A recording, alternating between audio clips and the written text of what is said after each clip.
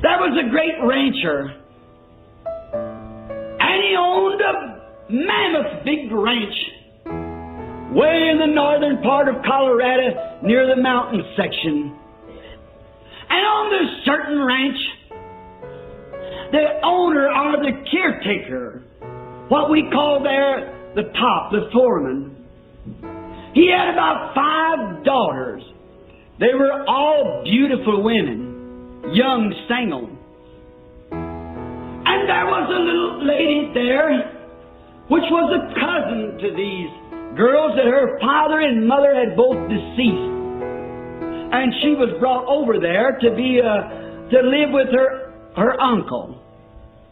And those girls, they wasn't those fancy type of frilly frocks, you know, and they just took this poor little girl and they just treated her like she was some animal. All the hard work poured right on her.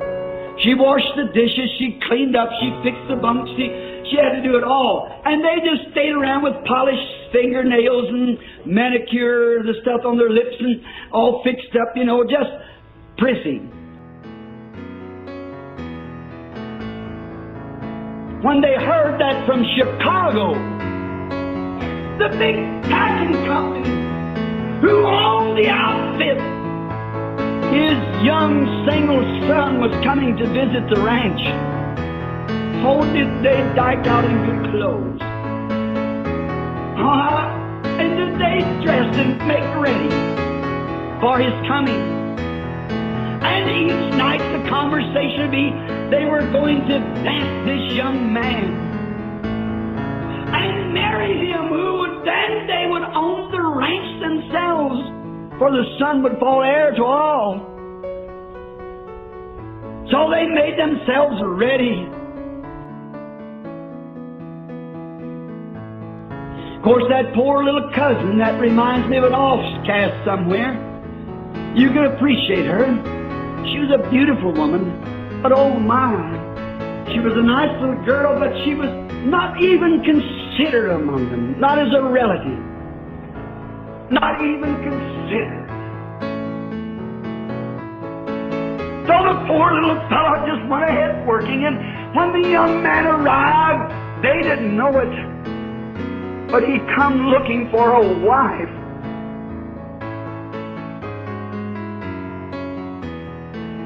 And as this boy looked upon him, he was disheartened. And that night they were having something on the order. In them days, it's been long ago, they called it Charleston, which is just like a rock and roll. And they were going to throw one of those big parties. Many of you people remember that old Charleston dance they did back when I was a kid, when I was out there. But this boy was sick of that stuff. He was hunting for a real girl. So he sipped out other party.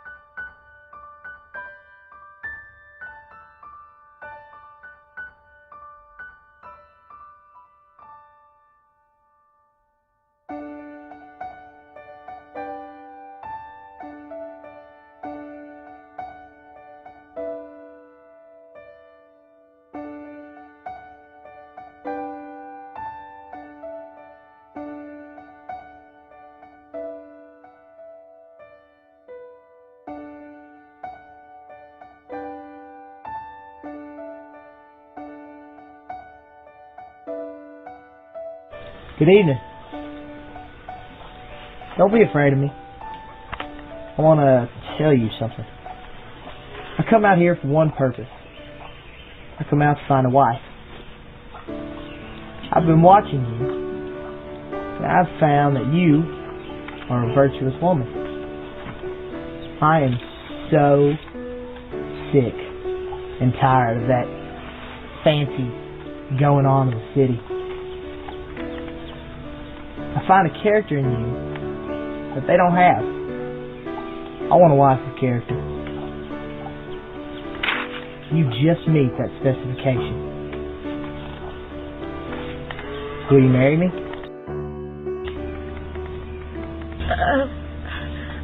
Of course I would, but I'm not worthy.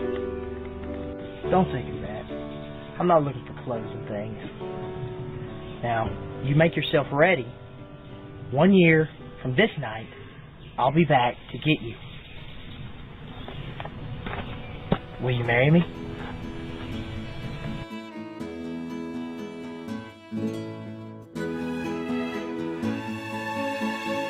All years she worked, slaved, and saved her little 75 cents of what they give her for her wages a day.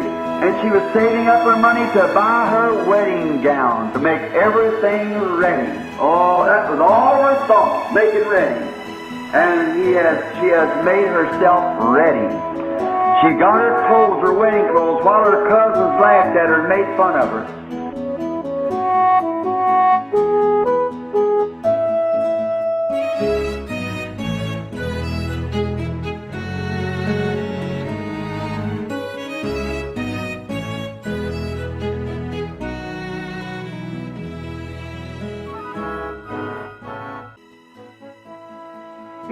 She dressed herself in her wedding garment, got all ready, cleaned up, and her little cousins come around and bowed by her and said, "Well, you silly little thing. Why, you know he didn't mean that. He wouldn't speak to or marry a girl like you." But she made herself ready anyhow.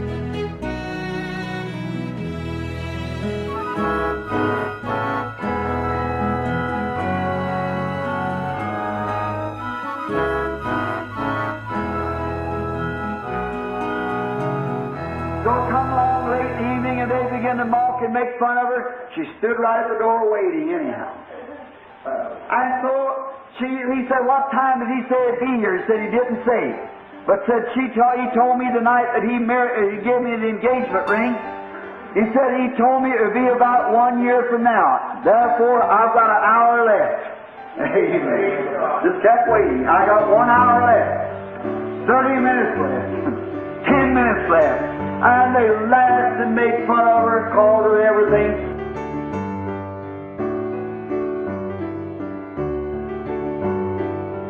They said, "You poor little ignorant fool. Why, you know that man didn't mean that." And isn't that just exactly what they say today? How could a bunch of holy rollers, a bunch of people who hardly can write their own names, how would they ever be the church? How would a group like that ever be? But that's just all right. When we got engaged and felt that betrothal kiss of Jesus Christ on our heart to take away our sins, something tells us that He's coming back again. Just in someday He'll come back.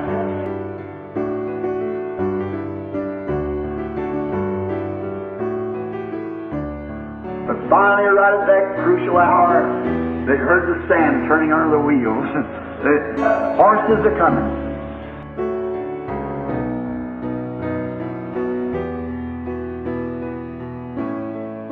What a thing it was to see that little bride had made herself ready, jump out of the door and round through the rose-covered trellis out there to fly into the arms of the man that she loved and to be her husband, to pick her up and like that and be married and right away.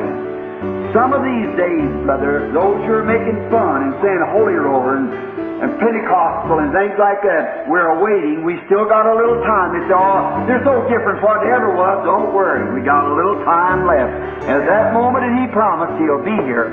Some of these days we'll take a flight and go away. Just be ready. Keep the wedding garment on. Keep all cruel out of your heart. Everything. Listen now to the scripture, read here. "Let us be glad and rejoice and give honor to Him, for the marriage of the Lamb is come, and His wife has made herself ready." Get it? "And to her was granted that she should be arrayed in fine linen, clean and white, for the fine linen is the righteousness of saints." Praise be to God. "And He said unto me, Right blessed are they which are called to the marriage supper of the Lamb. And He said unto me, These are the true sayings of God." So there's going to be a meeting in the air one of these days. In a sweet, sweet by and by. Just stay ready. Keep yourself ready. Purge your heart from all evil thinking. Have faith in God, no matter how dark it looks and how many laughs and make fun and say you've made a mistake. Keep right on living holy and living for God. Just keep moving on. The hour will arrive.